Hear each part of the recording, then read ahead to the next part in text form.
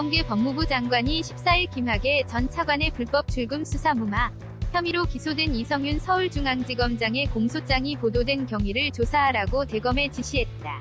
하지만 법조계에선 그가 이전의 수사 상황을 공개하자고 주장했던 점을 들어 내로남불이라고 비판하는 목소리가 나왔다. 박 장관은 야당 의원 시절 박근혜 정권 때 국정농단 사태가 터지자 국민 알 권리를 위해 수사 상황을 공개해야 한다고 했고 이를 뒷받침하는 법조안까지 만들었다. 그런데 이성윤 검사장의 공소장에 이 지검장뿐만 아니라 조국 전 민정수석, 박상기 전 법무부 장관, 이광철 민정비서관 등 정권 핵심 인사들이 수사무마 의주체로 거명되자 보도 다음날 진상조사를 지시한 것이다. 그는 법무부 장관이 돼서도 현 정권에 유리한 사건에선 관련자의 진술까지 공개하기도 했다. 하지만 박 장관은 야당 의원 시절 수사 상황이나 증거를 공개하자는 주장을 줄곧 했다. 2016년 11월 최순실 국정농단 사건 당시 국민은 알 권리가 있다. 여정호성 전 청와대 부속비서관의 휴대전화에 담긴 박근혜 전 대통령 관련 녹음 파일들을 공개하라고 주장했다. 당시 이 사건을 수사하던 박영수 특별검사팀이 매일 언론 브리핑 이란 이름으로 수사 상황을 발표할 수 있도록 특검법에 대국민 보고 조항을 넣은 것도 박 장관이었다고 한다. 당시 특검법 초안을 작성한 그는 2017년 2월 라디오 방송에 나와 이 조항을 거론하며 국민에게 당연히 알리는 것은 옳은 태도고 바른 방법이라고 했다.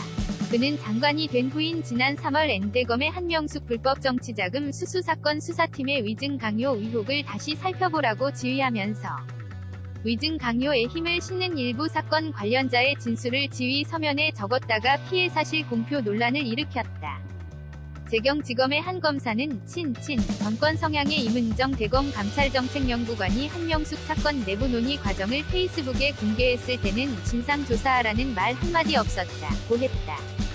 형법의 피해 사실 공표죄는 수사기관이 재판 청구, 기소 전에 수사 내용을 외부에 알렸을 때 처벌하게 돼 있다. 이번 이성윤 공소장 공개 같이 이미 기소가 이뤄진 사건 내용이 공개됐을 땐 문제가 되지 않는다.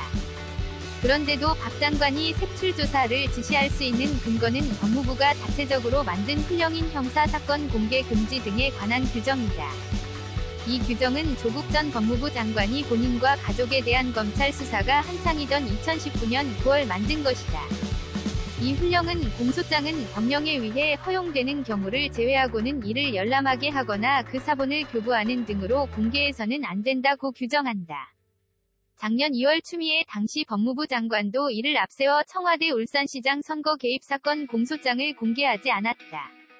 조 전 장관이 만든 근거로 조 전 장관의 개입 정황이 담긴 공소장 유출 사건에 대한 진상조사를 벌이는 셈이다.